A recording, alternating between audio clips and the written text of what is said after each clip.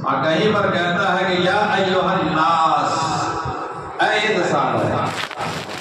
معلوم ہوا کہ یہ اسلام اور یہ مذہب ایمان والوں کو بھی مخاطب کرتا ہے، اور یہ مذہب آدم کی ساری اولاد کو بھی مخاطب کرتا ہے، اور یہ مذہب انسانوں کو بھی مخاطب کرتا ہے۔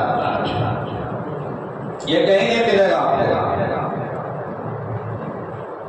حضرت عیسیٰ علیہ السلام اپنی قوم کے پیغمبر، حضرت موسیٰ اپنی قوم کے پیغمبر، حضرت ابراہیم اپنی قوم کے پیغمبر، حضرت داؤد اپنی قوم کے پیغمبر۔ ایک قوم کا پیغمبر دوسرے قوم کے پیغمبر کے لیے کوئی کام نہیں کر سکتا۔ ایک خطے کا نبی دوسرے خطے کے قوم کے لیے کوئی کام نہیں کر سکتا، اس کی ڈیوٹی وہی ہے۔ مگر ہمارے سرکار دو عالم صلی اللہ علیہ وسلم تشریف لائے تو آپ نے مخاطب کیا، ایمان والوں کو بھی مخاطب کیا، متقیوں کو بھی مخاطب کیا، اور بنی آدم کو بھی مخاطب کیا، اور انسانوں کو بھی مخاطب کیا۔ قرآن کریم میں اگر آپ گنتی کریں گے نا تو یا ایھا الناس بول کے بے شمار مخاطب آتا ہے۔ تو ثابت ہو گیا کہ ہمارا جو مذہب ہے اور ہمارے جو پیغمبر ہیں وہ ساری انسانیت کے پیغمبر ہیں، کسی رنگ اور نسل کے پیغمبر نہیں ہیں، کسی خطے کے پیغمبر نہیں ہیں، کسی زبان اور مکان کے پیغمبر نہیں ہیں، کسی خاندان اور علاقے کے پیغمبر نہیں ہیں، بلکہ سارے علاقوں کی پیغمبریوں کا جو سلسلہ حضرت آدم سے شروع ہوا تھا، اور خاندانی نبوتوں اور رسالتوں کا جو سلسلہ حضرت آدم سے شروع ہوا تھا، وہ خاتم النبیین کے آنے کے بعد وہ سلسلہ بند کر دیا گیا، اور آپ کو کہہ دیا گیا وما ارسلناک الا کافۃ للناس۔ یہاں بھی ناسی ہے، صرف للمؤمنین نہیں ہے۔ کیا ہے؟ وما ارسلناک الا کافۃ للناس بشیرا ونذیرا ولکن اکثر الناس لا یعلمون۔ اے نبی، ہم نے آپ کو ساری انسانیت کے لیے بشارت سنانے والا اور ڈرانے والا بنا کر بھیجا ہے، اکثر لوگ جانتے نہیں ہیں۔ ہم لوگ نہیں جانتے، ہم لوگ سمجھتے ہیں ہمارے حضور صرف ہمارے پیغمبر ہیں، ہمارے حضور سب کے پیغمبر ہیں، ہمارے حضور کا پیغام سب کے لیے عام ہے۔ آپ نے انسانیت کی بنیاد پر لوگوں کو اکٹھا کیا، اس پیغام کو آپ اس ملک میں پھیلائیے۔ یہ ملک جو مختلف قوموں کا گلدستہ ہے، مختلف رنگوں اور تہذیبوں کا مسکن ہے، ان کو بتائیے کہ اگر اس سرزمین پر کوئی مذہب کام کر سکتا ہے تو وہ مذہب اسلام ہے۔ تو ایک بات بتا دیتا ہوں، انسانیت کو بہت ساری چیزیں آپ نے بتائی ہیں، بہت سے نسخے دیے ہیں حضور نے۔ ایک بات بتا کر بات ختم کروں گا، کیونکہ زیادہ دیر یہاں بات کرنا ممنوع ہے۔ میں نے جو آیت پڑھی ہے، یا ایھا الناس، اے انسانوں، انا خلقناکم من ذکر و انثی وجعلناکم شعوبا وقبائل۔ اے انسانوں، ہم نے سارے انسانوں کو ایک مرد اور ایک عورت سے پیدا کیا۔ سب لوگ مانتے ہیں، ساری دنیا مانتی ہے، چاہے وہ کسی مذہب کا ماننے والا ہو، حضرت آدم و حضرت حوا سے سارے لوگ پیدا ہوئے۔ اے انسانوں، تم سب کو ہم نے ایک مرد اور ایک عورت سے پیدا کیا ہے۔ وَجَعَلْنَاكُمْ شُعُوبًا وَقَبَائِلَ، اور ہم نے یہ جو شاخیں، یہ خاندانی، یہ قبیلے، یہ جو علاقے ہم نے بنائے ہیں، یہ فرق کرنے کے لیے نہیں، صرف اس لیے کہ تمہاری پہچان ہو۔ ایک ہی نام کا زید ہے، وہ بھی زید ہے، وہ بھی زید ہے، وہ بھی ابو بکر ہے، وہ بھی ابو بکر ہے، وہ بھی ابو بکر ہے، ایسے پہچانے کہ یہ ابو بکر کون ہے؟ یہ ابو بکر صدیقی ہے، یہ ابو بکر فاروقی ہے، یہ ابو بکر عثمانی ہے، یہ ابو بکر انصاری ہے، یہ ابو بکر میمن ہے، یہ ابو بکر لبابین ہے، یہ ابو بکر عراقی ہے، سب ابو بکر ہی۔ اللہ نے کہا لِتَعَارَفُوا، یہ پہچان ہے، کوئی کسی سے بڑا چھوٹا نہیں ہے۔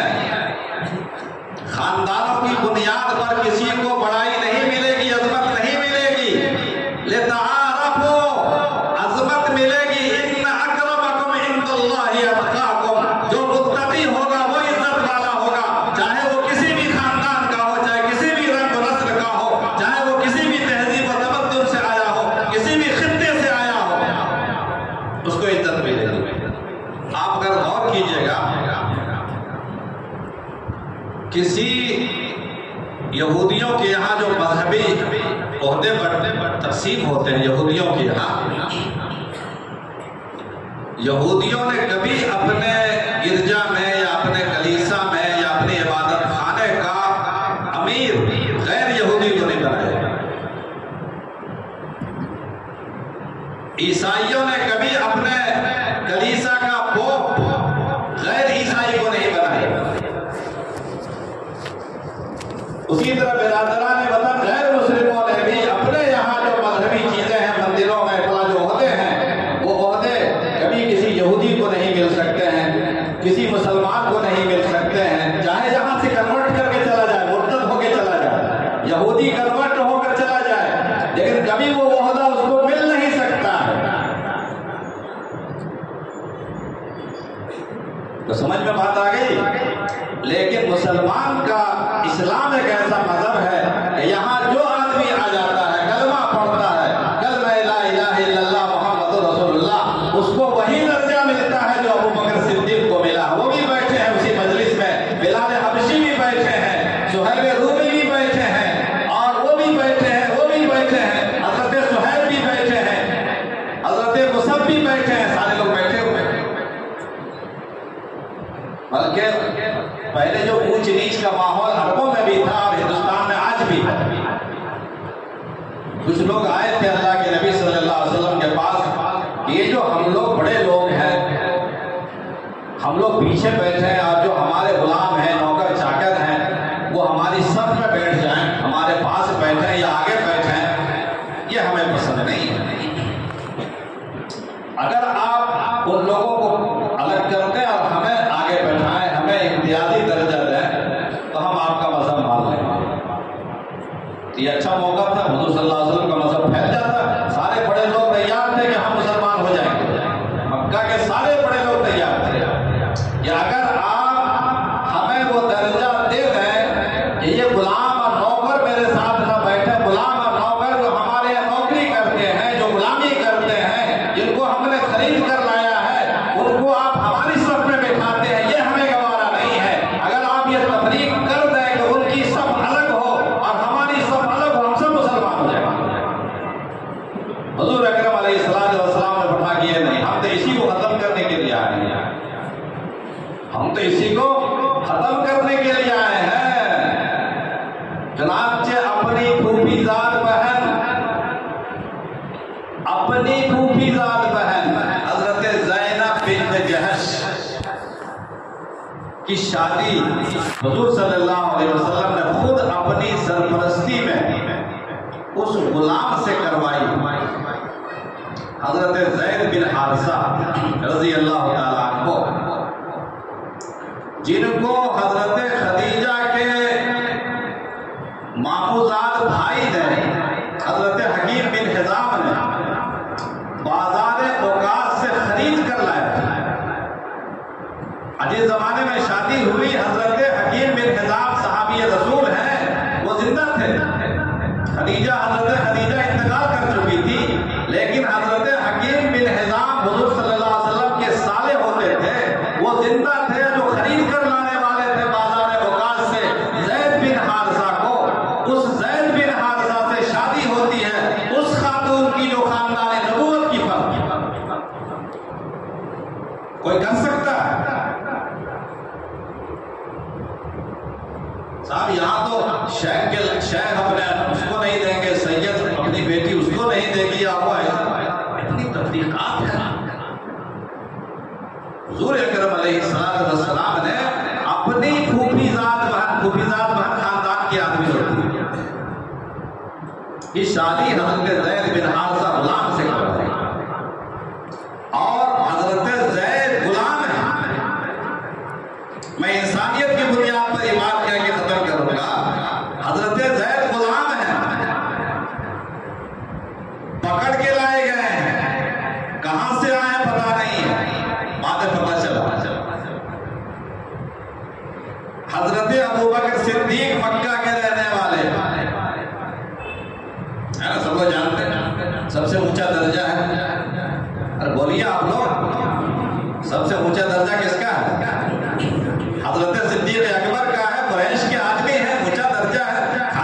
لحاظ سے بھی، ایمان کے لحاظ سے بھی، عمل کے لحاظ سے حضرت عمر بن خطاب مکہ کے رہنے والے اونچے خاندان کے، حضرت عثمان غنی دو بیٹیاں ان کے نکاح میں، حضرت علی خاندان نبوت کے آدمی، اور بھی صحابہ ہیں، بڑے بڑے خاندان کے لوگ ہیں، ابو سفیان ہیں، حضرت امیر معاویہ ہیں، اور خاندانی لوگ ہیں، پورا مکہ تو بڑے بڑے خاندان والوں سے بھرا ہوا تھا۔ لیکن آپ مجھے دکھلا دیں کہ قرآن مقدس میں کسی کا بھی نام آیا، ابو بکر کا نام دکھلا دیجئے، اشارے میں ہے اذ یقول لصاحبہ لا تحزن ان اللہ معنا، رسول اپنے ساتھی سے کہہ رہا ہے، یعنی حضرت ابوبکر صدیق سے کہہ رہا ہے، غار کے اندر کے گھبراؤ نہیں، اللہ ہمارے ساتھ ہے، مگر وہ ساتھی ہے، نام نہیں ہے۔ حضرت ابوبکر کا نام نہیں ہے قرآن میں، حضرت عمر کا نام نہیں ہے، حضرت عثمان کا نام نہیں ہے، حضرت علی کا نام نہیں ہے، حضرت عباس چچا کا نام نہیں ہے، عبداللہ بن عباس کا نام نہیں ہے، ابو سفیان کا نام نہیں ہے، بڑے بڑے خاندانی لوگوں کے نام نہیں ہے۔ قرآن کریم میں اگر نام لیا ہے فَلَمَّا قَضَىٰ زَيْدٌ مِّنْهَا وَطَرًا، جب زید نے اپنی ضرورت پوری کر لی، زید کا نام قرآن میں، سمجھ بات آ رہی ہے؟ زید غلام ہے، غلام کا نام قرآن میں ہے، خاندانی لوگوں کا نام غائب ہے۔ یہ ہے انسانی مساوات۔ انشاءاللہ ہم لوگ اس انسانیت کی بنیاد پر آپس میں سارے بھید بھاؤ کو ختم کریں گے، کالا اور گورا، وہ ذات اور وہ ذات، صرف ایمان۔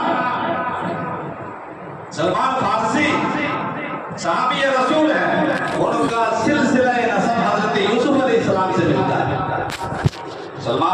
حضرت سلمان فارسی بڑے پڑھے لکھے، کتنی لمبی عمر پائی، کتنے بادشاہوں کا زمانہ دیکھا انہوں نے، اور تورات کے عالم، انجیل کے عالم، نصرانی ہو گئے تھے۔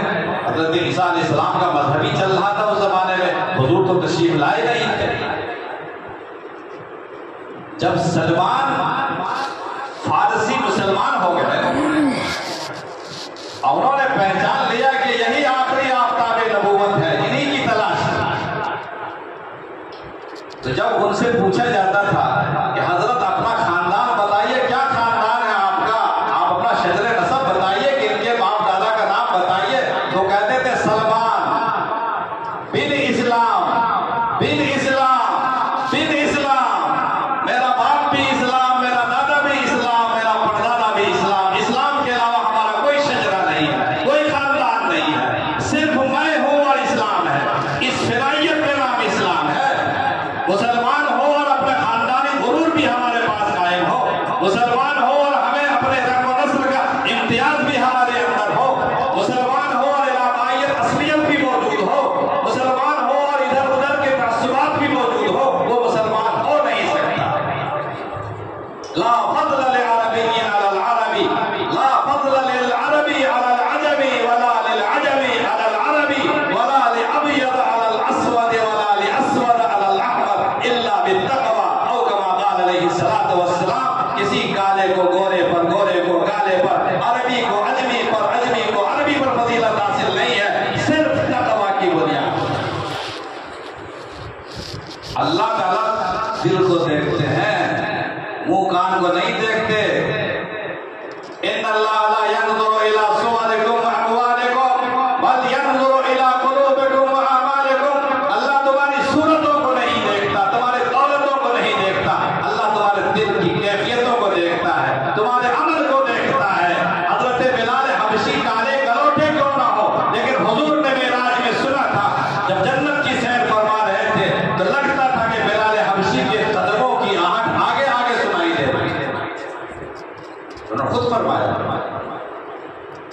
یہاں دل دیکھے جاتے ہیں دوستو، اللہ تعالیٰ منہ کان کو بالکل پسند نہیں کرتا، نہ کالی کو دیکھے نہ گوری کو دیکھے، پیا جس کو چاہے سہاگن وہی ہو۔ اللہ کے یہاں پیارا ہونا چاہیے۔ حدیث میں آتا ہے کہ بعض لوگ اللہ کے ایسے بندے ہیں کہ ان کے ناخن بڑھے ہوئے، مونچھوں کے بال بڑھے ہوئے، سر کے بال بڑھے ہوئے، حالت اتنی خستہ، کپڑا اتنا پھٹا ہوا کہ اگر کسی کے پاس وہ اپنا نکاح کا رشتہ لے کر جائے تو کوئی نکاح کرنے کو تیار نہ ہو، بیٹی دینے کو تیار نہ ہو، کسی سے قرض مانگنے جائے تو کوئی قرض دینے کو اس کی حالت دیکھ کر تیار نہ ہو، کوئی کسی معزز مجلس میں آ جائے تو اپنی مجلس میں کوئی بٹھانے کو اسے تیار نہ ہو، لیکن اللہ کے ہاں اس بندے کا ایسا مقام ہے، بخاری شریف کی روایت ہے فَإِنَّهُ مِنْ عِبَادِ اللَّهِ لَوْ أَقْسَمَ عَلَى اللَّهِ لَأَبَرَّهُ۔ اللہ کے بعض بندے ایسے ہوتے ہیں کہ اگر اللہ کی مرضی کے خلاف اور اللہ کے منشا کے خلاف اگر وہ قسم کھا لے، اللہ اس کی قسم کی لاج بیٹھا، اللہ اس کی قسم کی لاج بیٹھا، اس کی مرضی پوری کریں گے، اپنی مرضی ہٹا دیں گے۔